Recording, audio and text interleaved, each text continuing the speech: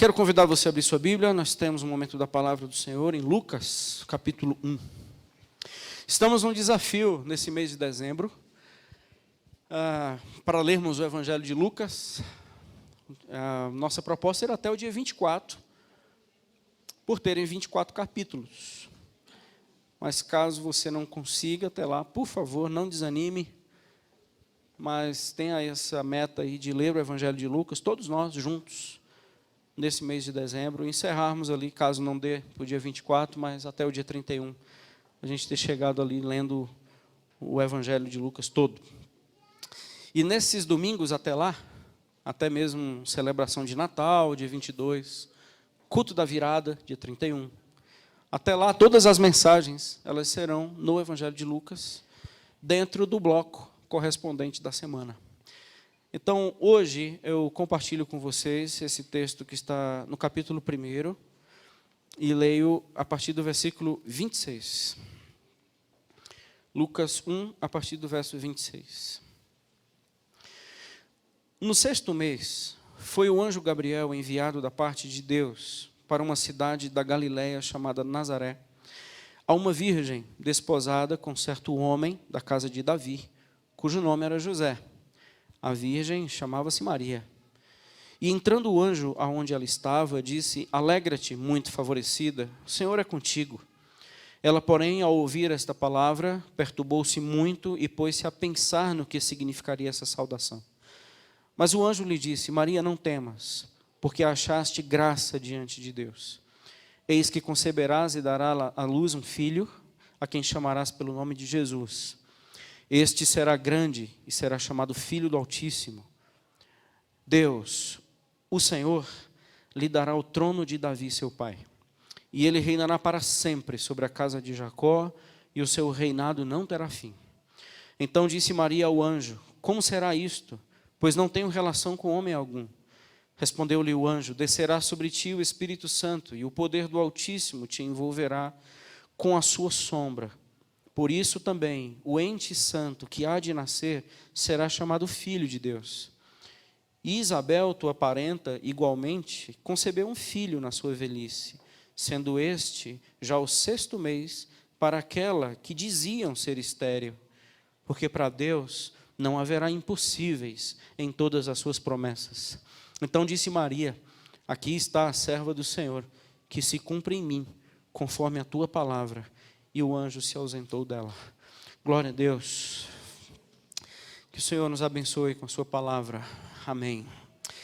Depois que eu entendi que a Bíblia ela não é um livro histórico, depois que eu aprendi que a Bíblia ela é um livro pedagógico, que eu posso sim, e eu consigo perceber o meu nome nas páginas das Escrituras, a minha forma de interpretação bíblica ela mudou muito. Até então, eu via a Bíblia como um livro histórico. Houve um certo marco na minha vida, onde eu percebi que ela não é somente um livro histórico, ela é totalmente um livro pedagógico, ela é para instrução e transformação, ela não é para informação. E quando ela tem o objetivo de ser para instrução e transformação, as coisas mudam completamente quando nós lemos a Bíblia. Porque agora inverte, é ela que nos lê, não somos nós, mas quem a lemos. Então, quando eu posso colocar o meu nome nas páginas das Escrituras, exemplo, quando fala Israel, tem muitos textos que eu posso colocar o nome Cledson lá, que vai fazer todo sentido.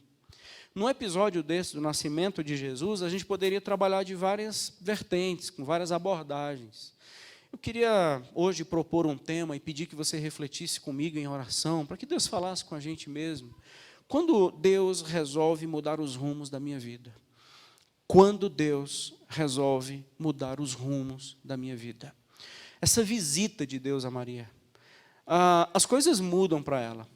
Quando Deus resolve mudar os rumos da minha vida, eu preciso ter algumas verdades que vai fazer com que esse movimento, esses novos rumos, eles passem a ser não somente tranquilos, como também em ambientes de adoração.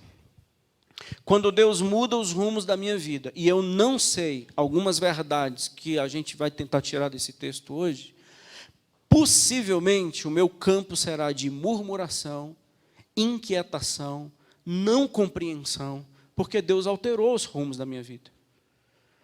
Ao saber isso que a gente vai saber hoje, com a graça do Senhor, quando Deus mudar os rumos das nossas vidas, o nosso ambiente é de adoração. Por quê? Porque, em primeiro lugar, Deus conhece a nossa estrutura. Se tem uma verdade aqui nesse texto que nós tiramos logo de pronto, Deus conhece a nossa estrutura. Estamos falando de uma menina. Não sei se você tem essa informação, mas aqui possivelmente Maria tinha 15 anos de idade. Sua avó, minha avó, bisavó, não é de se assustar. Muitas delas casaram nessa idade. Algumas até de nós aqui casaram com 16, 17 anos. Então, nessa época, meninas com 15, 16, elas já estavam sendo noivas e casando. Há estudos que dizem que Maria não tinha mais que isso.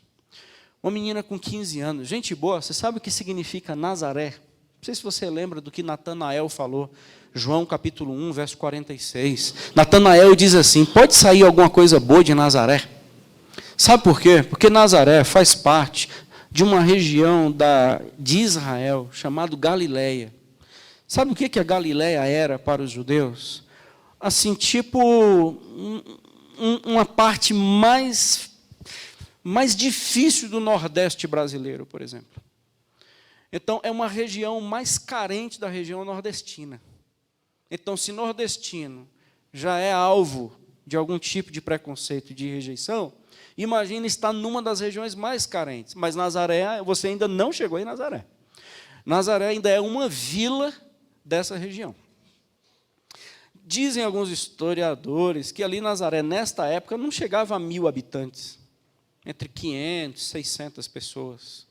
Então, todo mundo conhecia todo mundo, numa região extremamente desfavorável, não tinha nenhum tipo de repercussão, era uma região difícil, e por isso que Natanael fala, é uma das razões, em João 1,46. Desse lugar pode sair alguma coisa boa? Jesus era também chamado de Nazareno. Viu? Quando o Senhor, Ele resolve falar a Maria que você será a mãe do Filho de Deus, Deus conhece a estrutura dessa menina. Deus sabe do tanto que vai ser difícil para ela. Deus sabe o tanto que essa menina vai sofrer. Imaginar-se se encontrar grávida, declarar-se grávida sem ter casado numa região dessa. 500 pessoas, todo mundo conhece todo mundo. O que será da repercussão dela, dos seus pais? O que será de José? Mas sabe, irmãos, vou repetir. Deus conhece a nossa estrutura. Ele sabe daquilo que nós aguentamos. Ele sabe daquilo que nós suportamos. Nessa fase da adolescência minha, hoje eu estava conversando com um jovem, e disse, a minha conversão se deu ali em meados de 14 para 15 anos de idade. Apesar de, de pequeno, de bebê, já estar na igreja. Mas o que eu percebi de conversão, na minha vida mesmo, foi ali em torno de 14 para 15 anos. E se tem um texto que para mim foi desbravador, foi o Salmo 103, que diz, Deus conhece a nossa estrutura e sabe que somos pó. Salmo 103, verso 14. Deus conhece a nossa estrutura e Ele lembra que nós somos pó. Sabe quem esquece que nós somos pó? Nós. Porque Deus não esquece de que composição nós fomos formados. Sabe por que Deus muda os rumos da nossa vida? Porque Ele conhece a nossa estrutura. Só por isso? Isso não. Mas deixa eu te explicar uma coisa. O Senhor, Ele só conhece a nossa estrutura e só age do jeito que age, não porque Ele é conhecedor, mas porque Ele é fiel.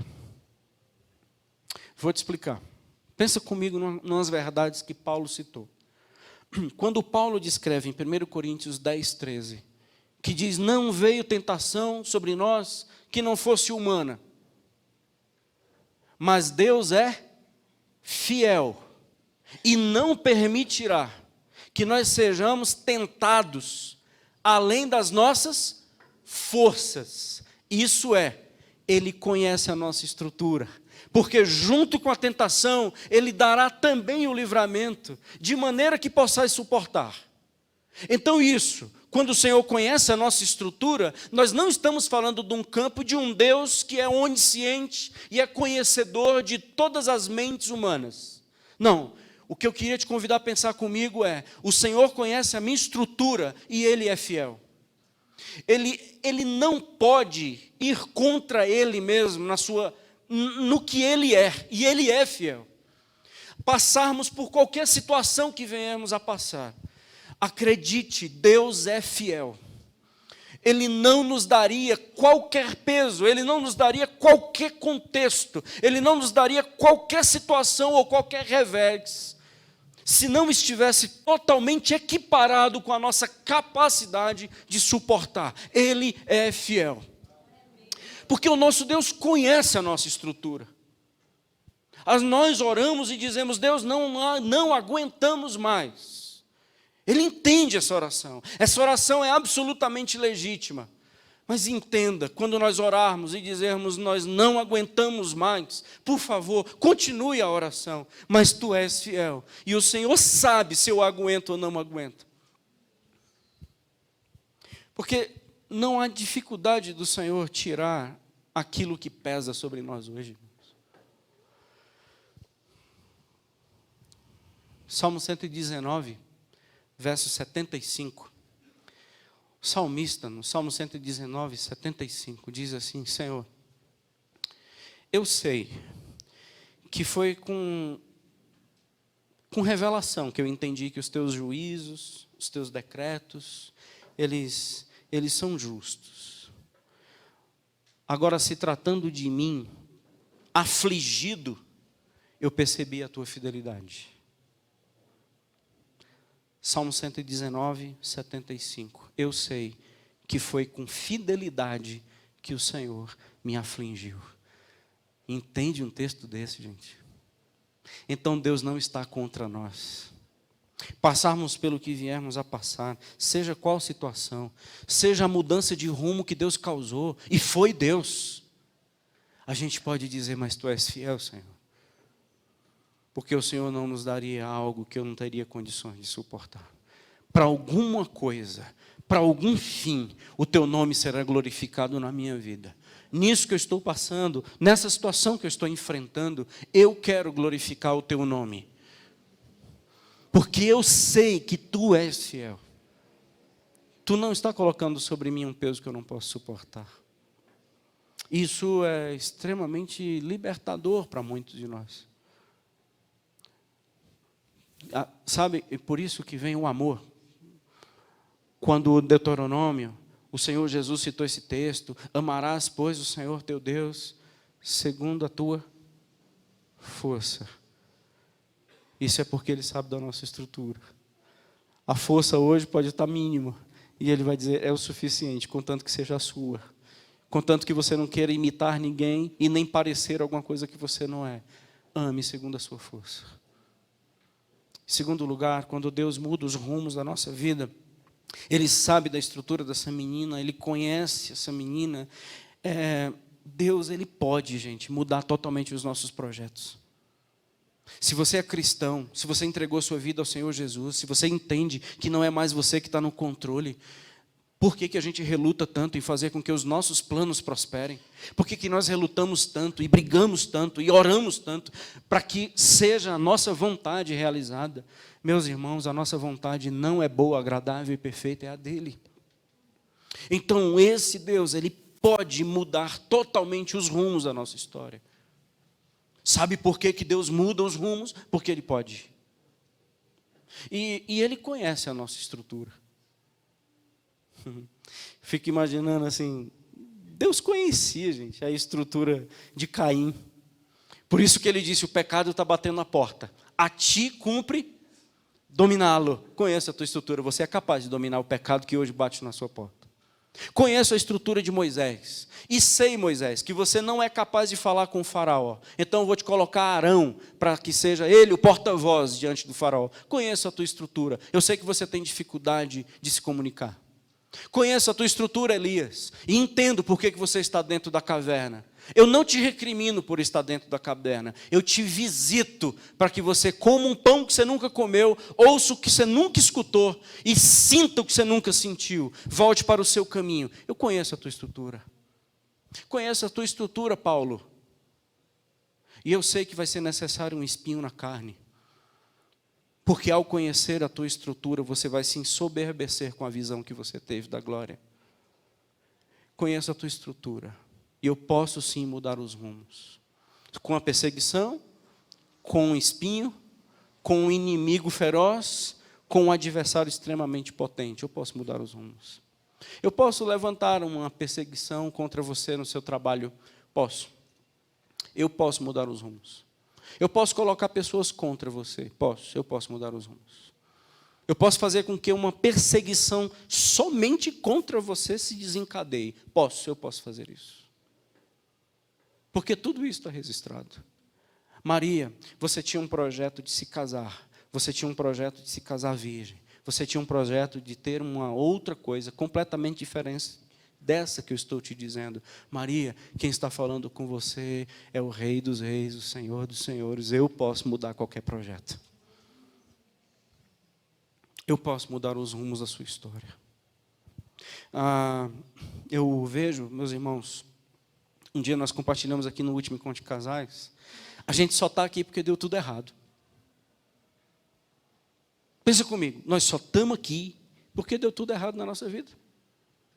Se tivesse dado tudo certo, nós não estávamos aqui. Pensa direitinho, se tivesse dado direitinho, de acordo com aquilo que você planejou para a sua vida, você estava aqui. Você só está aqui porque deu tudo errado. Obrigado, Senhor, porque deu tudo errado. Obrigado, Senhor, porque os meus planos de ter uma vida autônoma não deu certo. Eu te conheci. Obrigado, Senhor, pelo divórcio dos meus pais. Porque se não fosse o divórcio dos meus pais, eu não teria te conhecido. Deu tudo errado, por isso que eu estou aqui. Obrigado, Senhor, pelo luto tão precoce.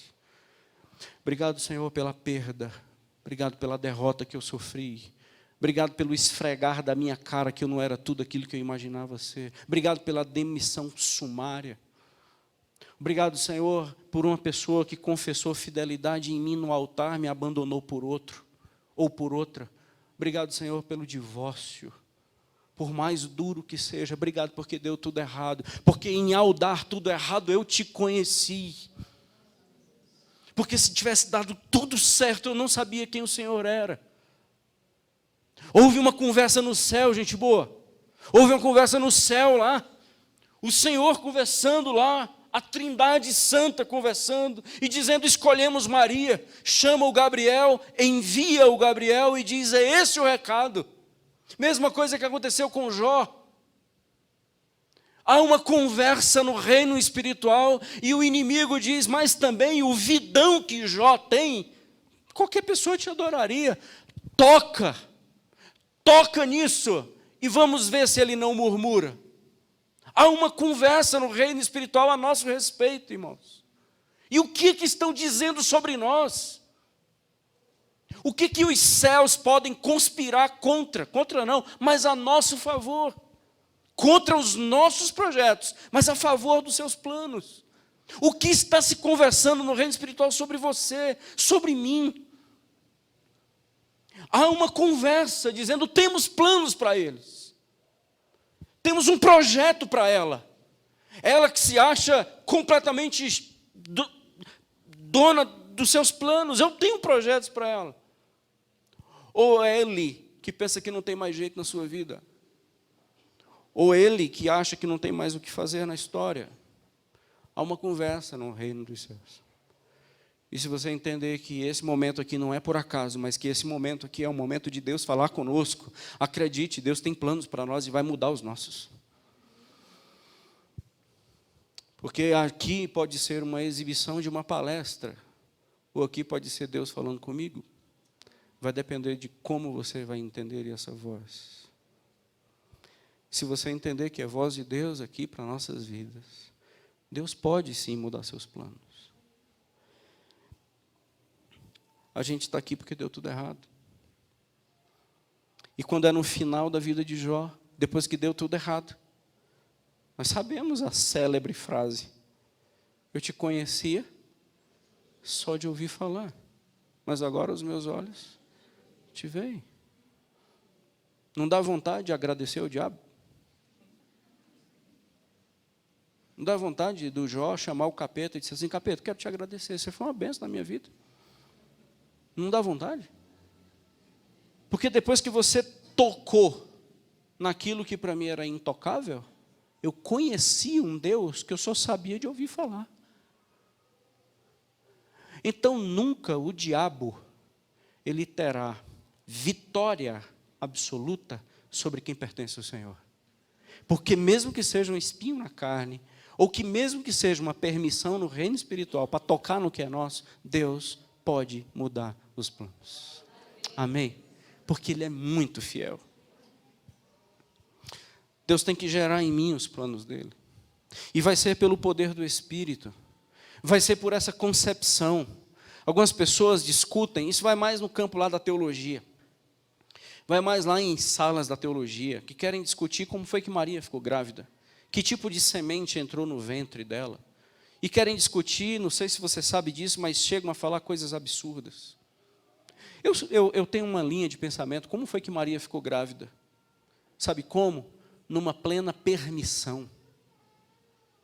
Assim como a relação sexual legítima acontece, só com plena permissão, Maria ela deu toda a permissão para que o Senhor fizesse nela o que Ele quisesse. Aí ela concebeu. Ela gerou nela uma vontade não dela, mas ela gerou nela uma vontade do seu dono. E aí ela nasceu. O sonho do Senhor pode ser gerado em mim. O sonho do Senhor pode ser produzido em mim. Como? Pelo mesmo que gerou na Maria, o Espírito Santo de Deus. É o Espírito do Senhor em nós que vai gerar dentro de nós aquilo que Ele quer que nós sejamos. Ô irmãos, você conhece o Espírito? Você tem relacionamento com o Espírito Santo? Você entende do Espírito Santo de Deus? Há quanto tempo há uma distância sua, minha, ou de alguém, desta pessoa da Trindade? O Consolador, o Paracletos, aquele que chega ao nosso lado, aquele que vai nos dizer coisas que Jesus disse, o Consolador. Há quanto tempo nós não sabemos mais o que é o Espírito Santo de Deus? E olha que nós somos o seu templo. E olha que Ele habita em nós. Vós sois hoje o templo do Espírito. Mas hoje uma vida cristã que nós temos de rituais, uma vida cristã que nós temos de formalidades, uma vida cristã que muitos de nós temos de cultos, de cerimônias, de uma Bíblia que não é palavra, de uma oração que não é oração, de cânticos que não é adoração, de um momento que não é culto. Quando nós nos acostumamos com rituais, esse Espírito de Deus está cada vez mais distante de nós, nem sabemos mais quem Ele é. É uma pessoa estranha, talvez para muitos não declaram, mas até mesmo inexistente. Como já falei aqui e repito, porque para muitos esse púlpito é mais real do que o Espírito de Deus. Porque é algo que tocamos e pegamos. A fé materializada é uma fé frágil, é uma fé questionável. Eu creio porque o que tem me ensinado tem que ser absurdo. Eu creio porque é absurdo, porque se não fosse absurdo eu não precisaria fé. E o Espírito de Deus habita em mim. E é esse Espírito, com o mesmo que agiu em Maria, que vai gerar em mim os sonhos dele. Então, Senhor, se o Senhor conhece a minha estrutura, se o Senhor pode mudar os meus planos porque Tu és Deus, os planos perfeitos são os Teus, e o agente é o Teu Espírito, então eis-me aqui, para que o Senhor faça em mim o Teu querer e os Teus desejos. Muitos de nós estamos vindo para as igrejas em angústias, porque nós não encontramos mais a conexão, a lógica da vida cristã, o real, comigo, com o que eu tenho que viver, com as coisas que eu tenho que enfrentar, e muitos de nós sangramos, porque nós percebemos que estamos nos distanciando muito do Espírito Santo, do Senhor, que age, promove, revela e liberta. Mas há uma palavra hoje para nós aqui. Então deixe Deus mudar seus planos. Então deixe o Senhor te visitar com poder. Deixe o Senhor mudar os rumos. Deixe agora Ele ser Deus sobre sua vida. Entregue-se totalmente. Abra-se completamente. E diga absolutamente: Senhor, eu estou aqui. Chega, eu cansei de uma vida plástica. Eu quero... Cadê aquela verdade que diz que quando o Espírito do Senhor vier sobre mim, fluirá dentro de mim rios de água viva? Eu quero isso, porque eu me sinto um poço seco.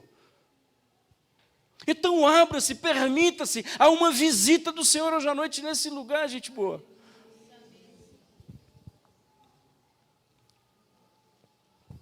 Quando Deus muda os nossos planos, quando o Senhor quer gerar em nós os nossos planos, quando o Senhor diz: deixa eu assumir o controle, eu vou mudar os rumos da sua vida. Isso não é problema, irmãos. Quer lembrar o cântico de Maria? Verso 46. Então disse Maria: minha alma, ela engrandece ao Senhor, e o meu espírito se alegrou em Deus, meu Salvador, porque contemplou a humildade, a minha estrutura, viu a humildade da sua serva, pois desde agora todas as gerações me considerarão bem-aventurada, porque o poderoso me fez grandes coisas, santo é o seu nome. Quando o Senhor muda os nossos rumos, nós o adoramos. Há uma coisa boa da gente ler, que são biografias. Gosto muito de ler biografias.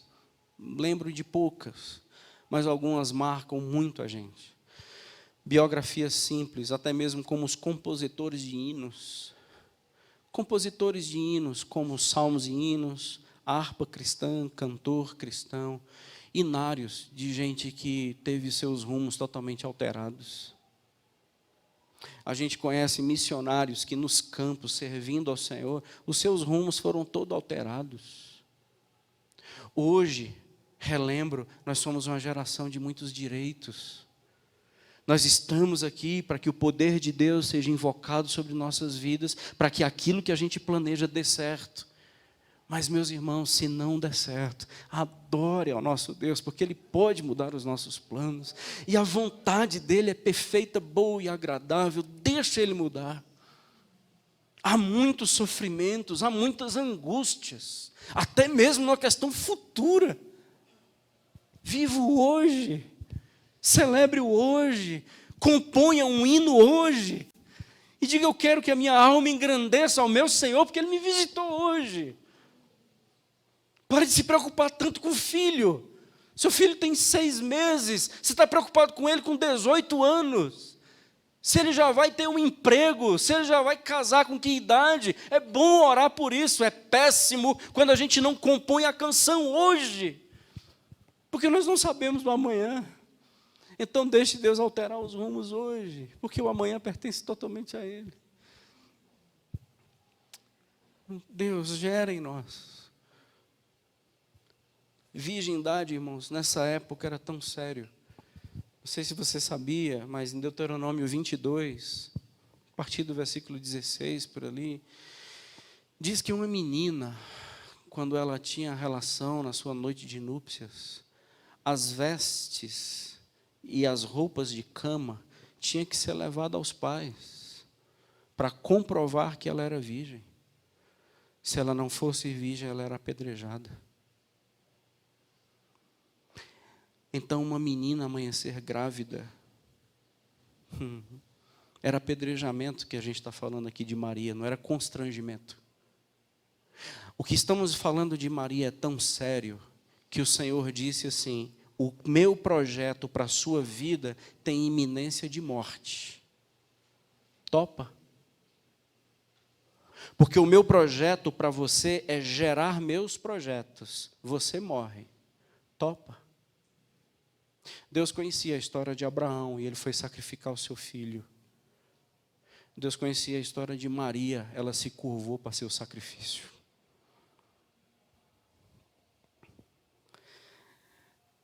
Caminhamos aqui mais um pouco. Deus pode mudar os meus planos, porque Ele é o Deus do impossível. Sabe da Isabel, Maria? Eu disse, sim. Então, a Isabel, a tua parenta, ela está grávida, já de 6 meses. E sabe o que diziam dela? Que ela nunca poderia engravidar, ela é estéril. Sabia que ela já está grávida de 6 meses? Deus mudou os planos dela. E sabe por que Deus muda os planos de uma mulher estéril? Porque para Deus não é impossível. Versículo 37 diz, porque para o Senhor não haverá impossível em todas as suas promessas. Verso 34, ela pergunta, como é que vai ser isso? No verso 37 é a resposta, para o Senhor nada é impossível.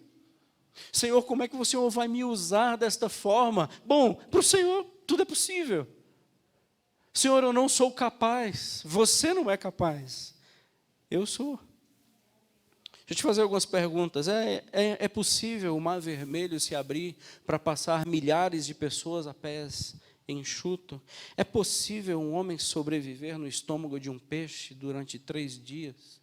É possível mesmo seres humanos serem lançados numa fornalha acesa e nem um fio de cabelo seu queimar? É possível um machado flutuar?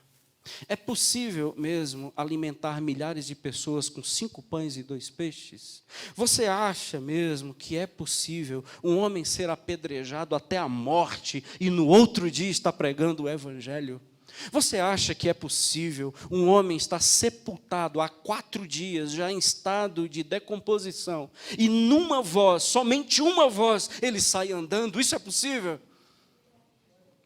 Você acha que é possível um túmulo se abrir ao 3º dia e o nosso Redentor sair lá de dentro? Aí a palavra do Senhor vem em Marcos, quando Jesus diz, para os homens isso é impossível. Marcos 10, 27, mas diz, para o Senhor tudo é possível. Deus então muda os meus planos, porque se é possível eu tocar sem os braços, eu toco. Se é possível eu te adorar sem voz, eu te adoro. Se é possível eu andar sobre as águas, eu não quero me exibir, eu quero glorificar o teu nome, porque para o Senhor tudo é possível. Então a gente não invoca os impossíveis de Deus sobre nossas vidas hoje à noite, a gente se entrega aos planos dEle, inverte, entendeu, irmãos? Porque a gente busca os impossíveis de Deus para os nossos projetos. Descanse. O Senhor conhece a nossa estrutura. Deixa Ele fazer os nossos planos. E o impossível para nós será tão fácil. Deixa Ele te usar. Uma mulher que era estéril vai ser mãe de filhos. Salmo 113. Faz da estéril mãe de filhos. Esse é o nosso Deus. E em último lugar, Deus espera uma resposta. Então nós temos esse Deus que altera os nossos rumos, que conhece a nossa estrutura, que Ele pode mudar totalmente, porque Ele é Deus, que Ele quer gerar em mim o que é dEle, pelo poder do seu Espírito, que Ele é o Deus do impossível, mas no fim, Deus quer mudar os nossos rumos. E essa mensagem termina com uma pergunta: você topa? Maria tem uma resposta, verso 38, e nós conhecemos. Aqui está a escrava do Senhor, que se cumpra em mim conforme a tua palavra. Sabe que resposta é essa quando a gente escuta essa mensagem? Eu entrego. Você já sofreu um assalto? Alguém já sofreu um assalto? Não é bom? Não gostaram não? Gente boa, é uma emoção assim fora do comum. Estava saindo da escola, acho que no ensino médio.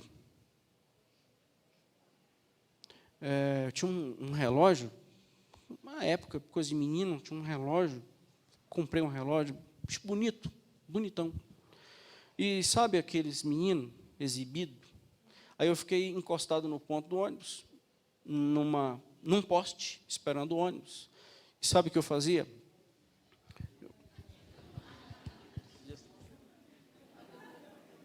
Ficava assim, mostrando o relógio. E de repente, mais que de repente, eu não sei de onde veio, vi um estilete na minha garganta. E o cara falou assim, passa o bobo. Sensação ótima, um negócio extremamente agradável. Ali foi a primeira vez e a única, salvo engano, que eu fui assaltado, a mão armada e o negócio entrando aqui. Rendido. Não tive reação, me rendi. E eu só pedi assim, leva só o bobo mesmo, cara. E ele falou, é só o bobo. E ele pegou o relógio e foi embora. Eu não acho que o estilete está na garganta de Maria aqui, não. Eu não acho que Deus não faz isso com a gente. Não há um estilete. Há uma revelação. Eu gosto da ideia de que há uma linha imaginária na nossa frente. E agora a gente vai ter que ultrapassá-la. Toda mensagem que a gente prega nesse lugar, surge uma linha imaginária na nossa frente. Ou você atravessa, ou você vai embora dizendo, eu não vou atravessar. Toda mensagem. Nunca este púlpito vai pregar alguma mensagem que não crie uma linha imaginária na nossa frente. Nunca. A gente vai ter que sair daqui tomando decisões. Aí a decisão desse texto é, eu estou aqui. Se lá em Gênesis a pergunta é, onde é que você está? A Maria diz, eis-me aqui.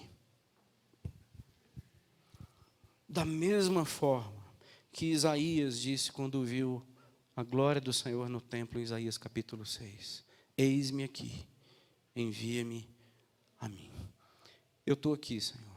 O Senhor me achou hoje à noite. Eu quero dizer que o Senhor pode cumprir em mim os teus projetos, que o Senhor pode mudar os rumos da minha vida. Eu cansei de ter o controle. Então, se o Senhor quer gerar em mim os teus projetos e os teus sonhos, então, eis-me aqui. Abraão subiu ao monte para sacrificar. Ela estava de joelhos, se sacrificando, dizendo, eis-me aqui. Eu quero que a tua vontade se cumpra em mim. É essa linha imaginária na nossa frente hoje. E dizer, Senhor, pode fazer então conforme a tua palavra. Eu quero que a tua palavra se cumpra em mim. Amém? Deus pode mudar os nossos rumos.